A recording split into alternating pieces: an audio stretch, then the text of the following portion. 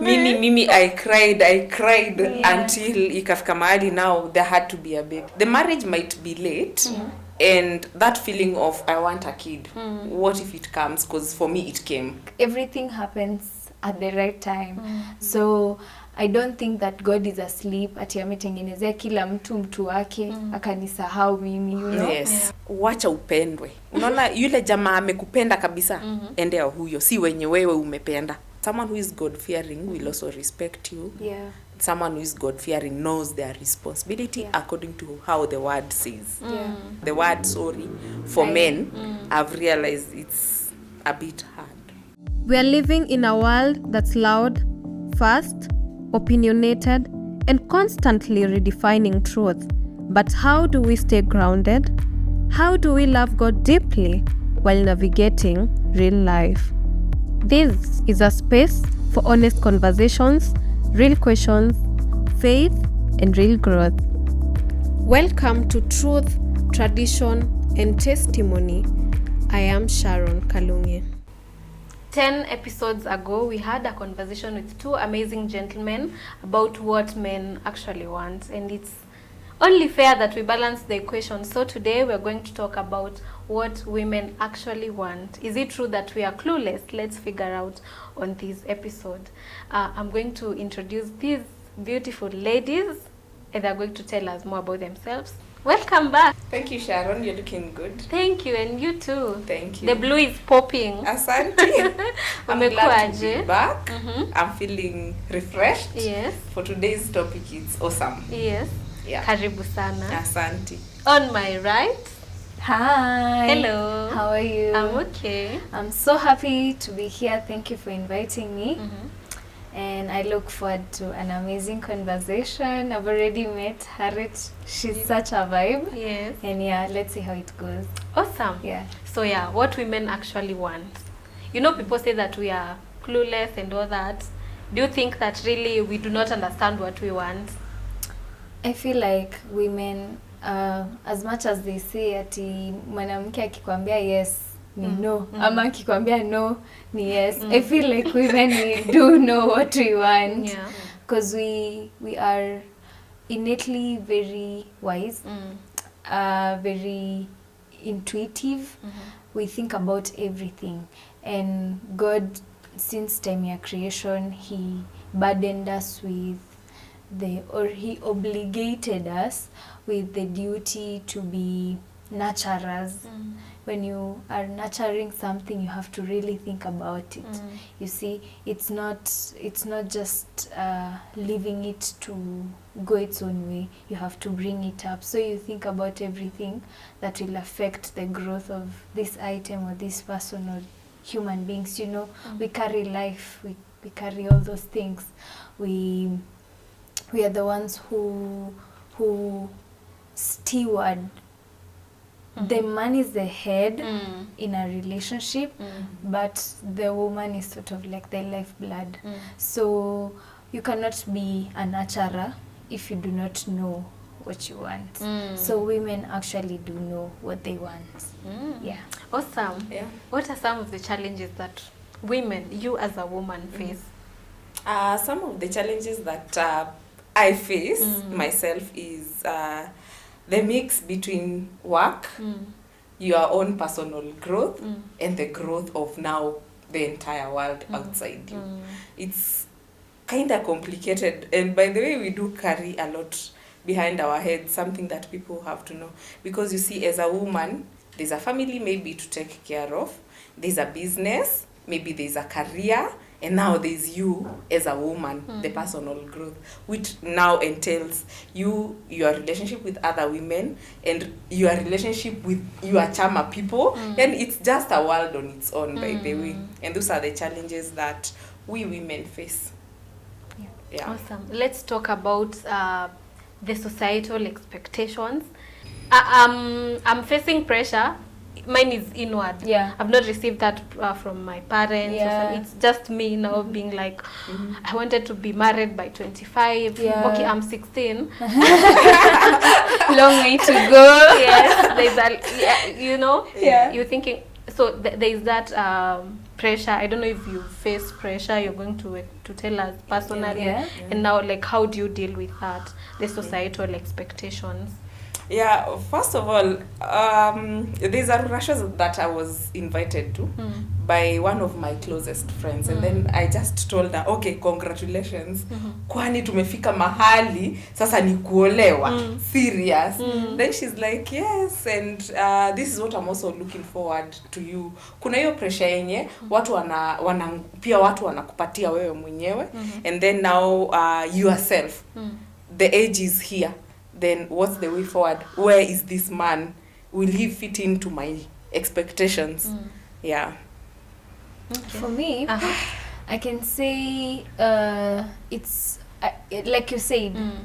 My parents are not telling me that it's time to get married, but of course around me every sign is loud because like my classmates, my friends, people who were with in school are mothers, you know, and fathers, some of them. So I look and I'm like, I don't think I even know what I am yet to want, you know, for a lifelong commitment, like a marriage, you know. Yes. But I can say the pressure is real. It's increasing. The pressure is increasing.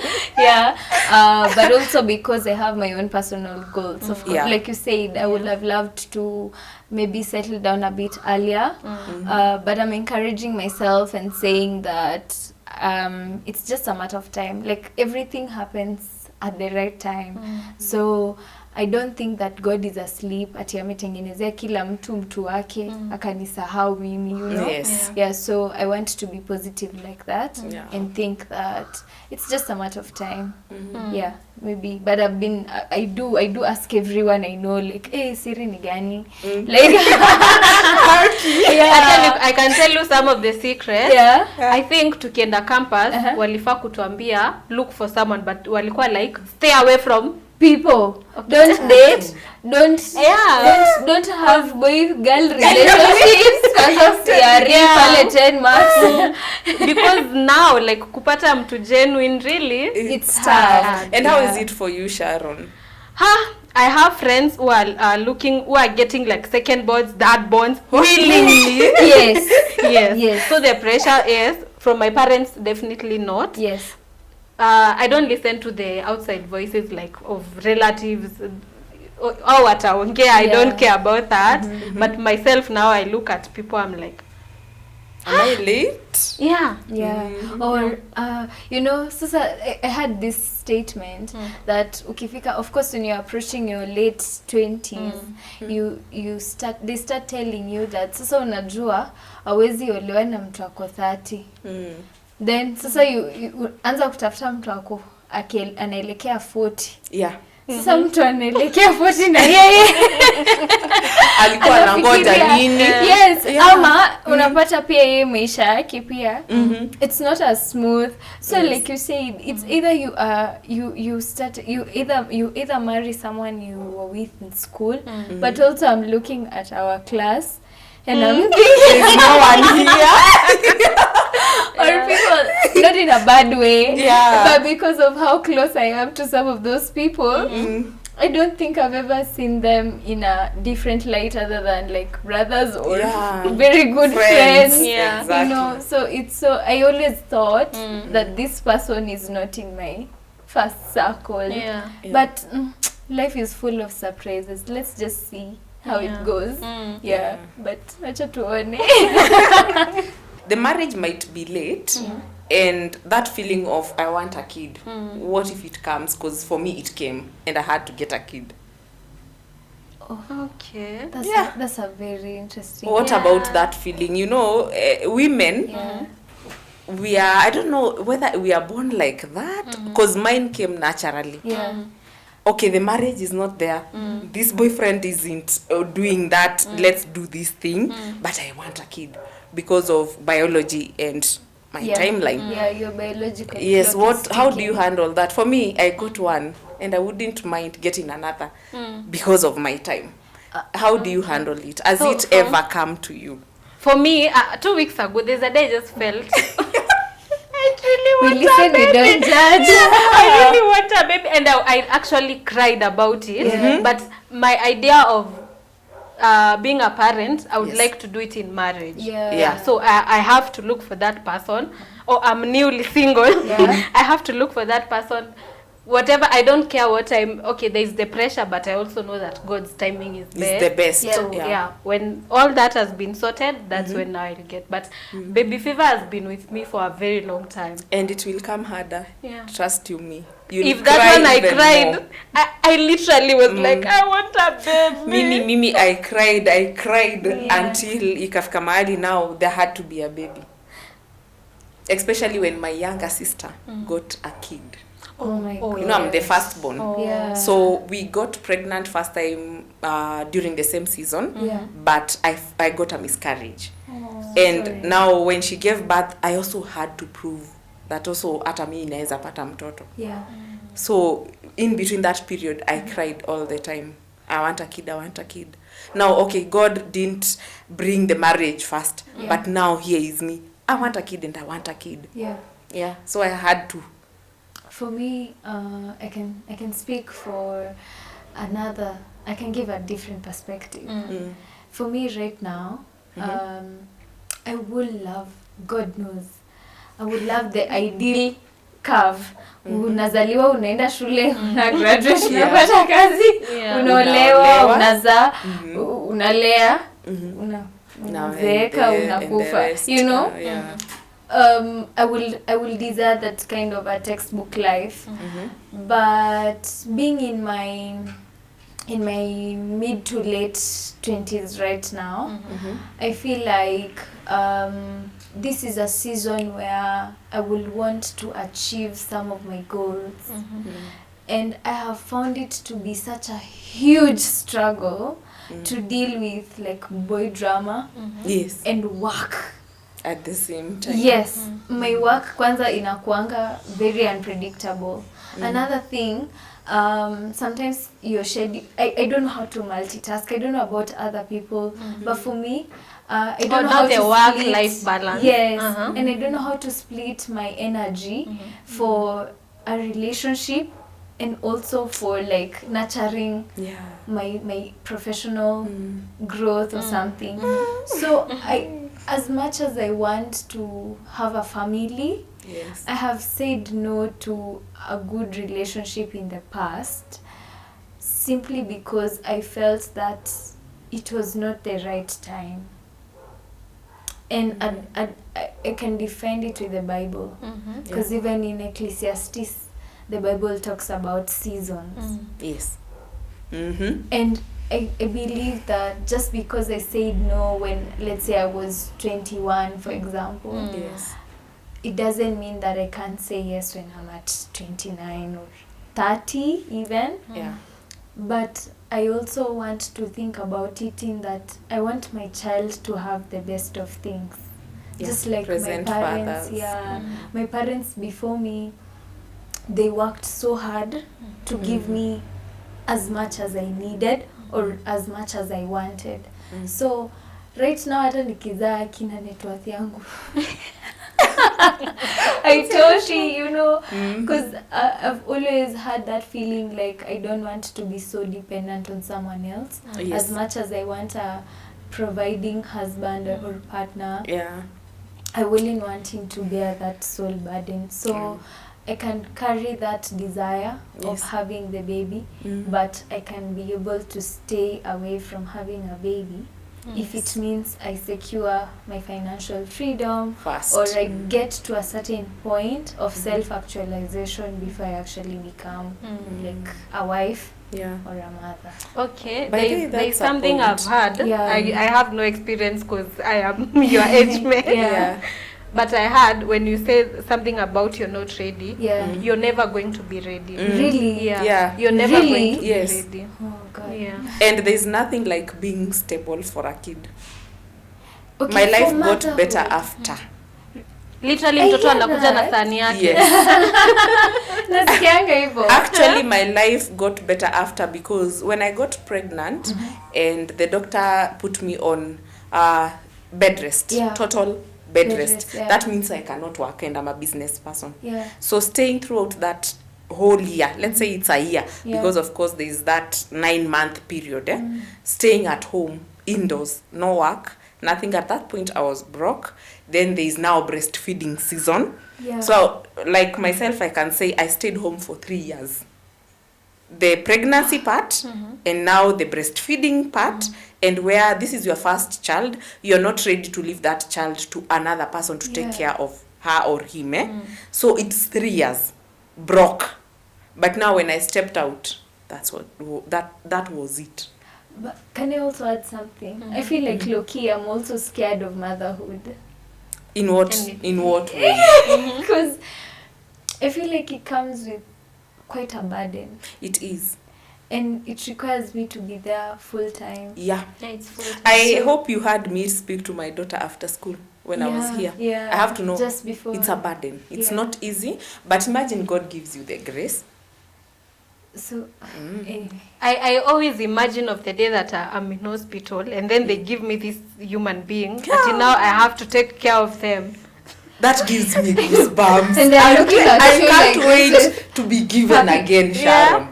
Honestly, it's the most beautiful feeling you'll ever find. Mine is in like, why do you trust me to take care of this person?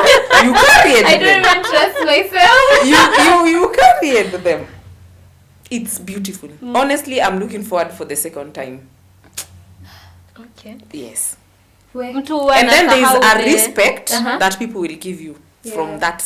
that same day. There are jobs that will ask you if you're a mother. Yes. Yeah. And they will employ you if you Your actually own are. mother Yeah. will give you another type of respect. And you will also respect your mother. Like, that's and you will also respect your mother. In a Actually, different after my baby came, my mom told me, now who am I to you? I told her, you are my mother. Now I understand everything. Wow.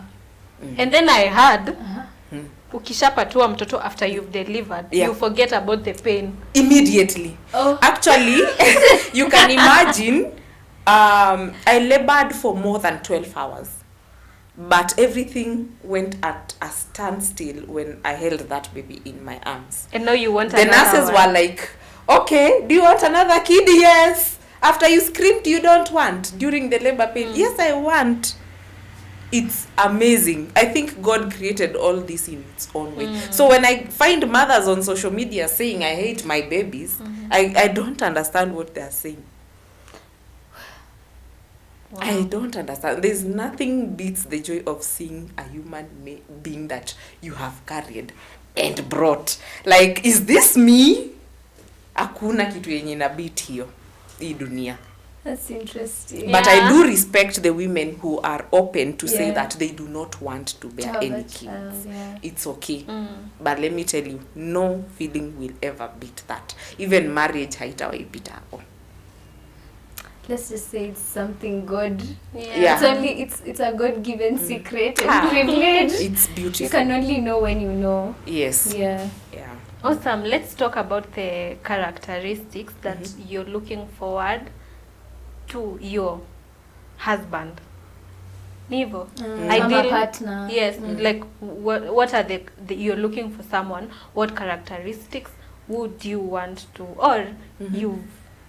I don't know if you guys are single, but then we didn't ask that. Okay, generally, like what were the qualities that you are looking for? Yeah, you know. In a man. Yes. In a husband, not in a man. We are talking about husbands, right? In our age now, we are, and you know, It's a getting husband. married. Yes. A leader. Yeah. That's my number one thing. That man has to lead me so that I can follow. Yeah. Because if I do not have a leader who is showing me love and who is giving me attention, how am I supposed to follow? I will also not give you attention. Yeah. I will also not respect you. I will also not love you. Yeah. Yeah. Awesome. I was telling someone that how important that trait leadership is to me as well, because I feel like as women we easily lose respect for people or anything, particularly if you don't have a spine. Yeah. If you can't make decisions, how will you make decisions about the family? How can I trust my future with you? or that of my kids, you know, because I need you to think. There are times when I'll need you to make the decisions alone, something like that. As much as I'll be there to support, I hope that you'll steward us in the right direction, but not just you have to have that trait of leadership. But far more importantly, so cliche, is God-fearing. Yes. You have to really I feel like that is where now God comes, by the way. The leadership comes with God. Because God is everything. So if God is not leading you, how are you going to lead me in the right the man has to be God-fearing, by the way. Because someone who is God-fearing will also respect you. Someone who is God-fearing knows their responsibility according to how the word says. Yes, the man has to be God-fearing, honestly. And a God-fearing man will also treat you as a wife. You know, it says, love your wife just as Christ loved the church. So if a man does not know that statement, it's going to be hard. And you know, when you talk about love of the church, it's selfless. Yes. How Jesus loved us. It's actually not even for the man only. In a relationship, you have to be selfless. It's called the sacrificial love. Selfish unaacha kwa mlango, you have to. Now it's your wife and wife. And now this is, with today's world, mimi ukisema selfless means you do not have secrets with passwords anywhere. That now actually goes to my point. My point is transparency versus honesty. Transparency, it's an example is, hey babe, I'm going to meet with Faith at 9 p.m. and we'll be here. Honesty is, who are you with? Faith. What time did you leave? You know, like, I don't have to ask. Please give me the information. Me upfront. Be like that. Because I'm an overthinker, and if you give me that room to overthink. So guys, if you're dating Sharon, please know. Additionally, I feel like the age between 22 and 28 is the age of self-actualization. Let's even push it to 30.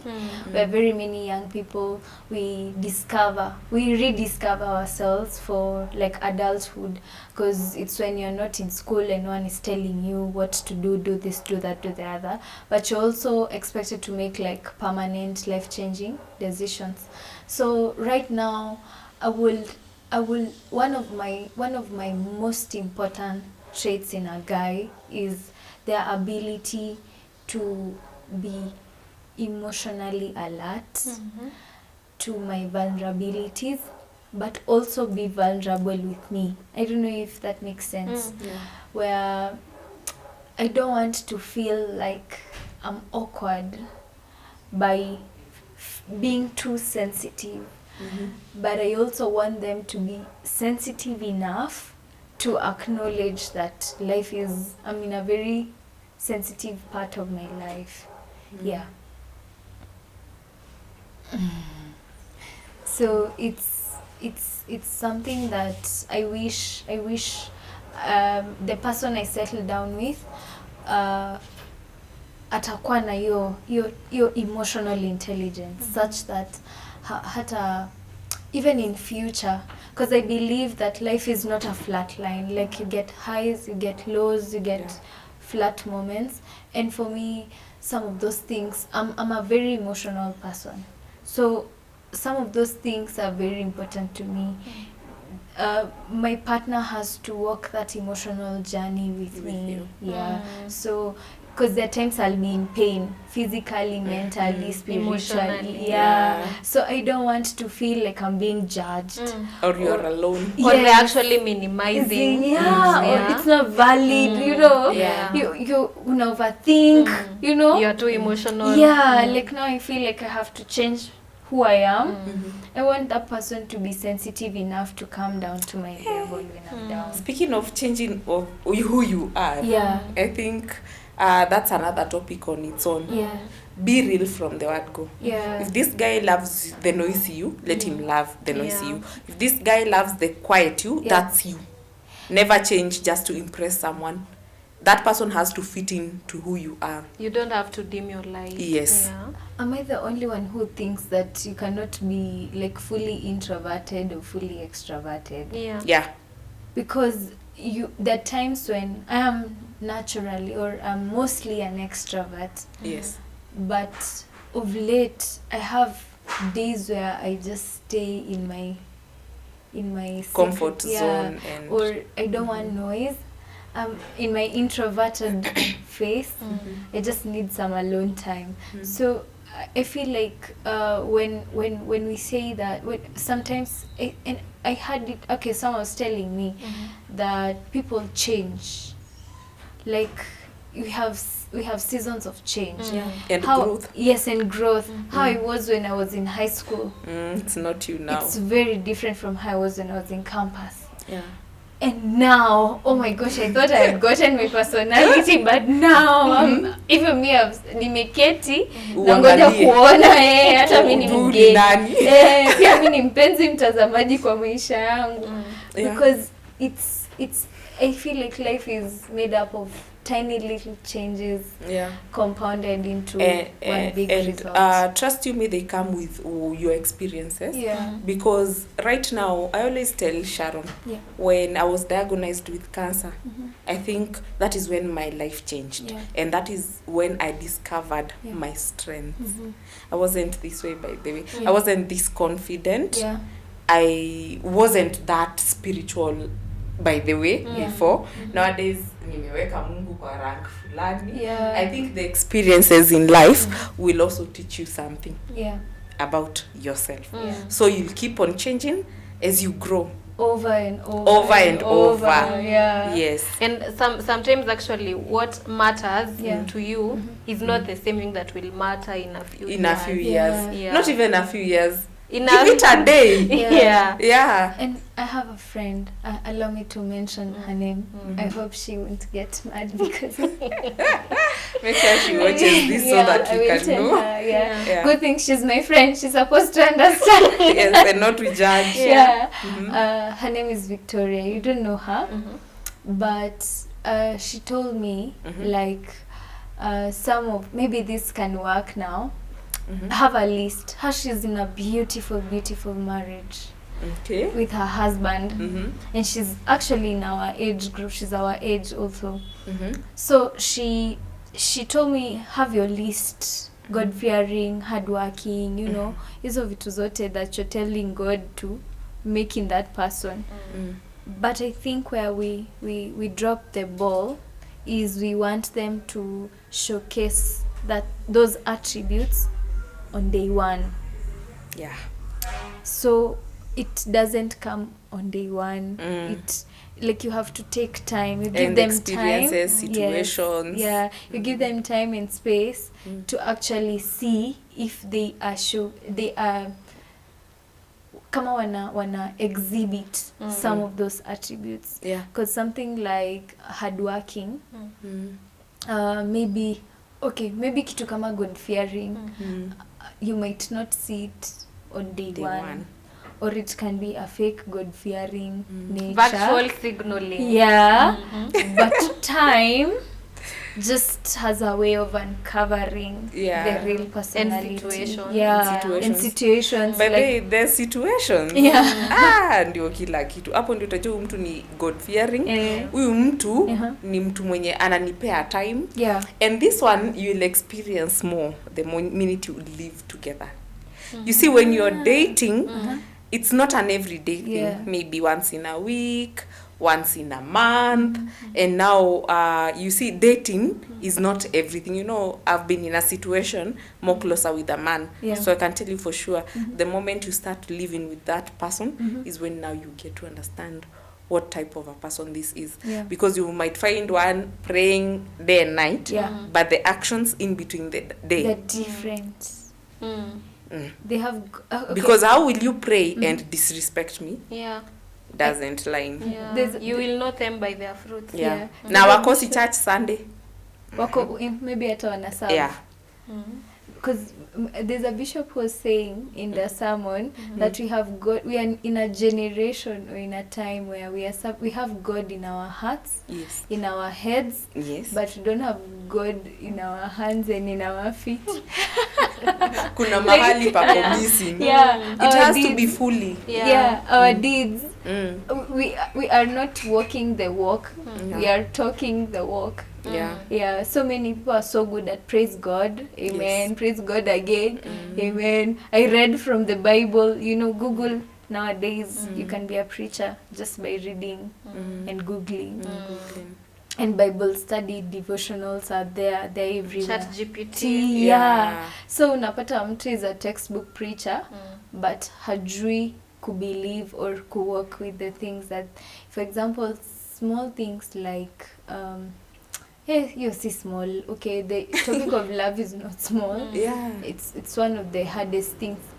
It's one for me. It's a struggle. Yeah, it is. Thank God for grace. But let's say something as little as serving. Sometimes we forget that as a Christian you're supposed to be a servant. It's very easy to myself included. I forget that I'm not there for myself. I'm there for other people. So unapata, if you're husband and wife, or if you're partners, you forget, as little as service. That's how I see married people when they're being in their dramatic phase. In the dramatic phase, wasikia hata alikuja hata mimi sikumserve ama sikumfanyia sijui nini. No, ama there's a funny one of kina Ben Psycho. Yeah. They were fighting. Yeah. Ati Ben akaanua nguo zake akacha, like that's so dramatic. Yeah. But service, at that point you lost the servant in you. But I think time is able to guide, and when someone is intentional about the nini, and that's my other attribute about a partner. Let's both be on the same page. Let's agree. It's like getting into a business. You can't get into a business with someone whom you don't have shared goals. But as much as you are agreeing, you have to remember that this is also a human being. Yes, who's formed with their own personality. Yes. And we make mistakes. We are human. Yeah. But if you decide, like if for example, if I've decided that I'd be a very good friend to Sharon, I'll show up daily. Yes. Fresh. New, like hata akinichosha nimpigia akose kushika simu yangu na show up. I will remember that Sharon, I decided to be your friend, and that's enough. Yeah, and that's enough and now that's to start enough. afresh, right? Yes. Yeah. So I feel like that intentionality. The problem with this, that point is most of the men have high egos. So High egos zinakuanga kule. Do women So have sometimes not really, you can't compare to a man. Mwanaume atakukosea na finding even that chance of saying sorry for them is so hard. Yeah. For them wanatakanga actions. Anajua amekosa, ile amekosa ukweli utapata gift. Is ego instead enough? of just saying sorry na hii story ishe.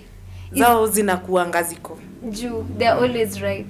Yeah, for them. Na akijua kabisa umekosa hiyo siku utaona gift. Utajua yenyewe huyu alijua amekosa, but yeye kusema the word sorry for men, I've realized it's a bit hard. Is ego a deal breaker? For me, it's not, because I also have an ego. Yeah, I would not be the first one to reach out after an argument. That one, You won't? I will not. Na venye mimi I'm always like pole ishe. We move on. You don't get tired of saying sorry? No. Wow. Then I'm the odd. Even to my female friends, by the way, I don't. If it was me that was in the wrong, yeah, you'll say. Now I will say sorry. Growth. Yes. Oh, I'm so proud of you. Thank you, Jesus. But reaching out after an argument Never. that I'm was not the not one. my fault.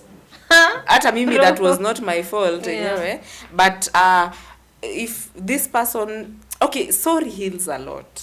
It does. Sorry, actually it's sorry, thank you and please. Yeah. The most basic. Yes. Yeah, sorry heals a lot. It could have ended so many wars in the world. Yes, no matter what mtu amekukosea nayo, just say sorry. Inaponyeshanga tu.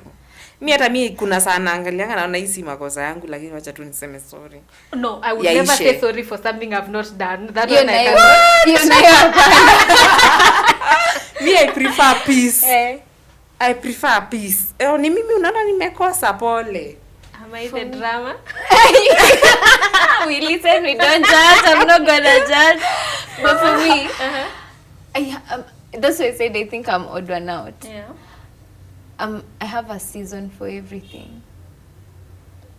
Interesting. Okay.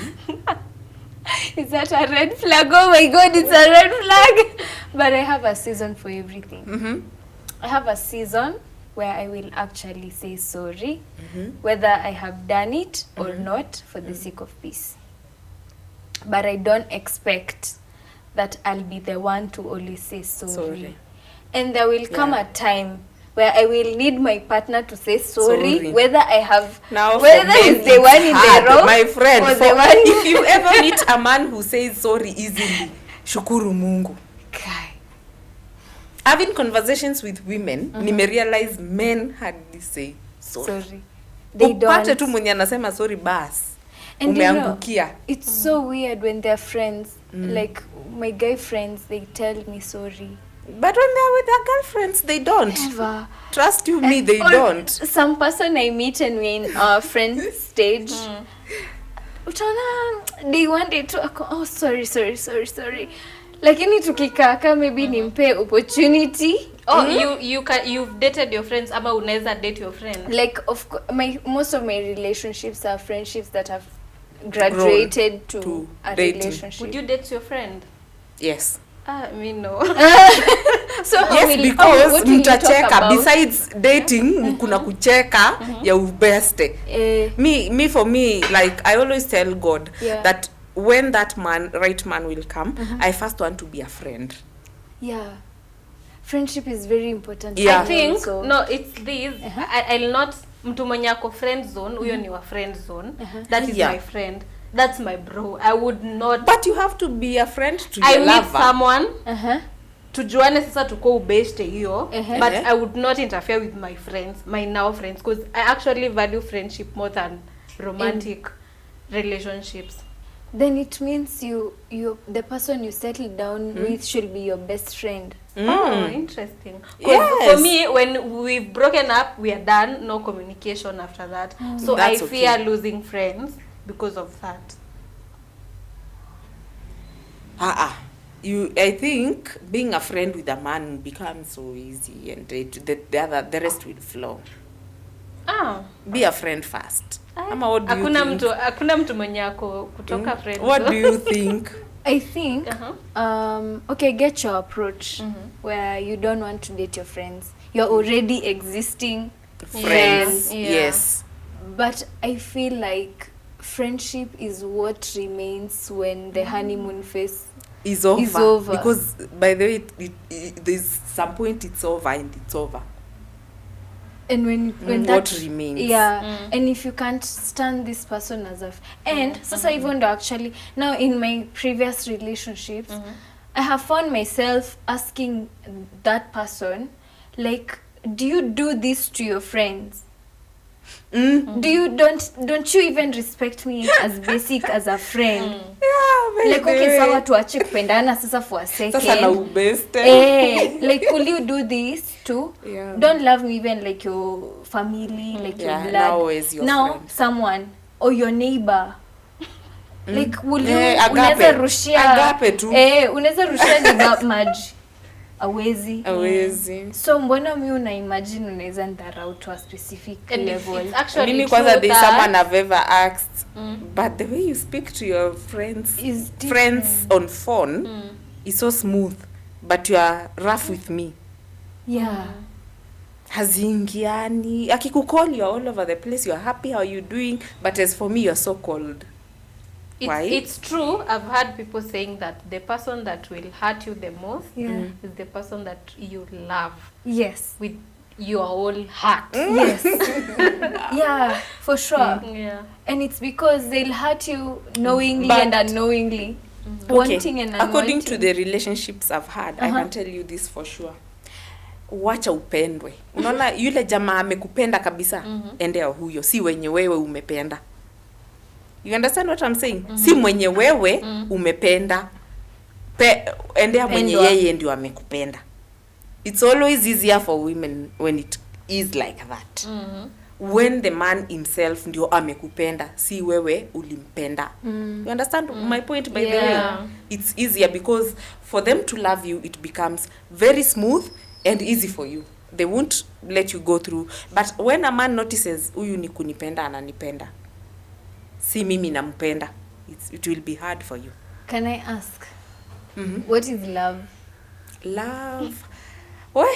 Ama utajua It's just a say feeling. love na hii ni friendship Na hii ni last. Because for a man, kuna waku love bomb. Yeah. So you might see this love bombing as this one loves me genuinely, and then unakosea 2-3 years later Unapata ilikuwa last. Ama ilikuwa ilikuwa infatuation. Ama Like, alikuwa she was anajaribu just kutokana na interesting. ex wake. So alikuwa nakutumia kama Rebound. yes. Now, this one, when it comes to that, because I'm in a situation whereby now I understand these things because of my experience. By the way, I'm not like in your age. I'm 36. And I can tell you for sure, you see, yule mwanaume mwenye hananga haraka na wewe, huyo ndio mtu wako. Haraka aje? Haraka means, hello, unaweza patikana leo? Siko. And it's okay. Utamwambia nitapatikana next week na aelewe. This man who ukiwa mgonjwa atakuletea some fruits, that's the guy. But now, most of the situation unapatanga, maybe this one is also dating someone else. But mimi chenye tu naweza kuambia ukweli ni ati yule jamaa hananga haraka ndio wako. Most of the time wale wako na haraka ya kukudate wanakuanga ni last, si love. Amekuona you are beautiful, you look like you can, but the moment wametap, that's it. Do you know there's someone who told me the same thing? Yes. And they were like, the guy who has the confidence to ask you out on day one, that's a player. Yes, absolutely. But when anaogopa hadi vile atakuongelesha, Atakuanza hata hadi kama aje, aanze kukwambia hata ajui jina, apige simu saa ngapi, akuambie nini. anakurespect. Actually, that's the guy. And then my mom added another one. Maybe this can be for your viewers. Utuambie what they say. I like to understand that men wanapenda kuchase. Yeah. Let the man chase. You see the way kuku behave. Yeah. Wacha mwanaume ya kuchase. Lakini wewe you are anakukol leo, I'm available. Kesho, I'm available. Wacha mwanaume akuchase. I work hard. Your Yes. mom was saying? My mom was saying, let him take you home. To your, the parents. Know where you stay. Like akufikishe kwa doorstep. Yeah. Mkienda out, asikulipie Uber. Na kama anakulipia Uber, aingie kwa hiyo Uber. Mfike kwako kwenye unaenda. Mlango. Hata ahakikishe tu umeingia, then arudi. And I feel like that's something that used to happen maybe when they were dating. No, like no, there are men who are like that. They actually will pick you up, Yes, going for the date, and drop you in the ghetto. wako. That is why now. Kushikana mikono. Okay, sasa si mkono ile as basic as kukufikisha home. Na kukutoa, I feel like kukutoa. Sisi wanaume wake tunakuanga nini na tuvitu. Tupatane town. Yeah. Si Then tupatane hapo kila mtu aingie archives. mat and ati tupatane archives. Si akufikishe super metro. akukujie. Akufikishe home ama kwenye unakaa. I was like, guys, sitawaielewa basi. Wako, It's so they are rare. there. It's rare. It's But rare, if we but let- they are there. But I know someone who used to do that. I don't know if they still But now do you have that. to be smart enough to know huyu ananifanyia hivi nikuwe tu closer na yeye ama. Okay, I've experienced that. Kupikiwa, uende date na udropiwe. But now other main ideals for me were not lining up.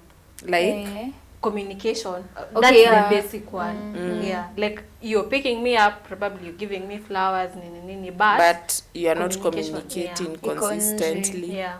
Okay, so I was shocked, like, you inafaa kuwa one of the things to look for in a guy. Communication? No, like that's No, it depends with what you desire. As for me, hata nitakwambia I'll be ready by 9. Unfortunately, hiyo time utapata niko kazi. Hata sijaoga. No, najua that you're not alone. It depends. Time na wewe. It depends na wewe mwenyewe. We will plan. I'll come for the lunch date. My friend, utanipigia hiyo 1. Hata sijajitayarisha. Nimekuwa busy since I woke up. So it depends with you. What are your desires in a man? Have you broken a friendship because of that? A friendship or a relationship? Any? Yes, many times. Many times? Yeah, because I feel like hata mimi kuwa selfish in this manner. Ile time wewe unataka kuspend na mimi, I might be busy. And then now in my free time is when I want to fit in your own schedule na maybe sasa wewe pia ndio umeshika. I have issues with that a lot. I think a fault of mine is if I like you, I'm so available. Yeah. You shouldn't be. Cheza. Sasa unaona. Sasa unaona. Cheza uone. Okay, what if I say I'm not there atadu? I won't come today atadu.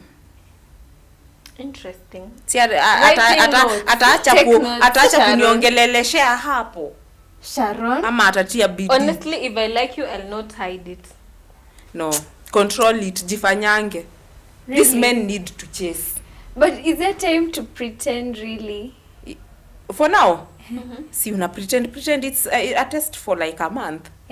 What if I say I'm busy today, I won't make it? So mtu akili na hiyo. They should ask you, okay, when are you available? But for a man who just wants hit and run, will run at that point. Yeah. What is that thing that will make you feel most loved? Security. You feel safe. Safety in your hands, safety in your head, safety yani unanitambua. You understand what I'm saying? But can you see security when you're dating?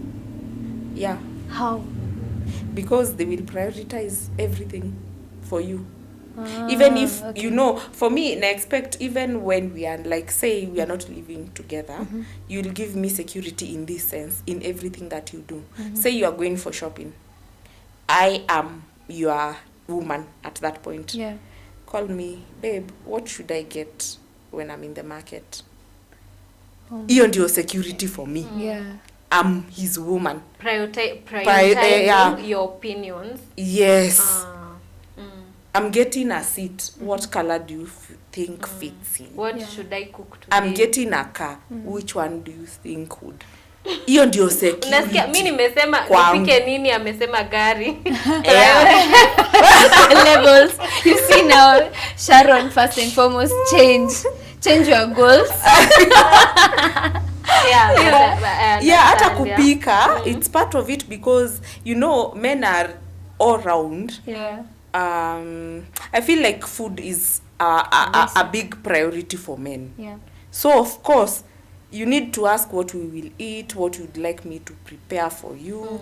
Men tunaambiangwa na kina mam, vitu tu mbili ndio important kwao.